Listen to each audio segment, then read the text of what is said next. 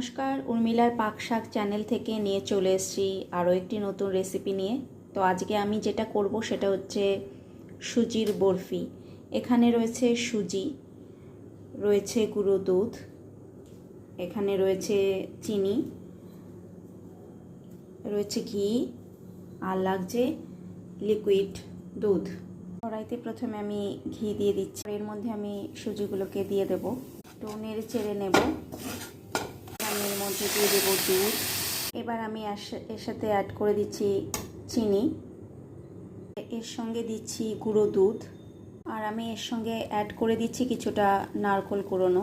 হয়ে এসছে, এবার এটাকে আমি ঠান্ডা করে নেব। নিয়েছি, এবার কেটে নেব আমি বরফি আকারে। তো এই খুব সহজেই তৈরি হয়ে গেল আমার সুজি দিয়ে গুঁড়ো দুধ দিয়ে বরফি, সাথে রয়েছে নারকেল কুড়োনো।